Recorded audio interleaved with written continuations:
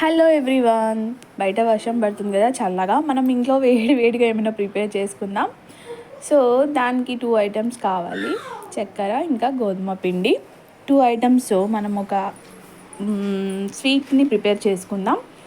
1 cup గోధుమ పిండికి మీరు ఎంత స్వీట్నెస్ అయితే తింటారో అంత స్వీట్నెస్ మీరు యాడ్ చేసుకోవచ్చు. చక్కెర ఇంకా గోధుమ పిండి రెండు కలిసేలాగా, మంచిగా చక్కెర మొత్తం కరిగేలాగా కొంచెం కొంచెంగా వాటర్ పోస్తూ మిక్స్ చేసుకోండి. బబుల్స్ లేకుండా, పిండి గడ్డలుగా లేకుండా, దోశ క్వాంటిటీ ఏ విధంగా ఉంటుందో ఆ క్వాంటిటీలో మంచిగా కలుపుకోండి. నేను చూపిస్తున్న విధంగా మంచిగా బబుల్స్ లేకుండా కలుపుకోండి.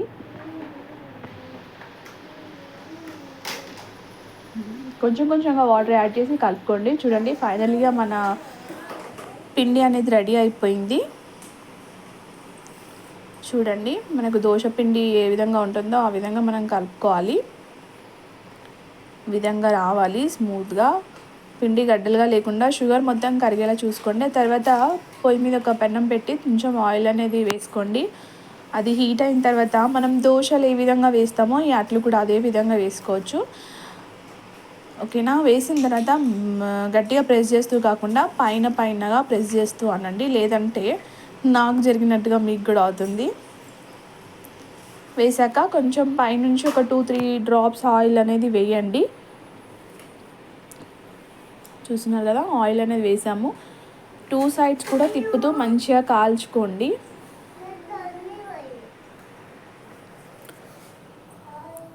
ఓకే, సో ఇంకా మనది అనేది ప్రిపేర్ అవ్వలేదు. సో ఒక 2 మినిట్స్ ఆగి దాన్ని మళ్ళీ తిప్పి ఇంకో వైపుగా కాల్చుకోండి. ఈ విధంగా 2 సైడ్స్ కూడా మంచిగా తిప్పుతూ కాల్చుకోండి. కాల్చుకున్న తర్వాత వేడిగా తింటూ ఉంటే, బయట చల్లగా వర్షం పడుతుంటే ఆ మజాయే వేరు.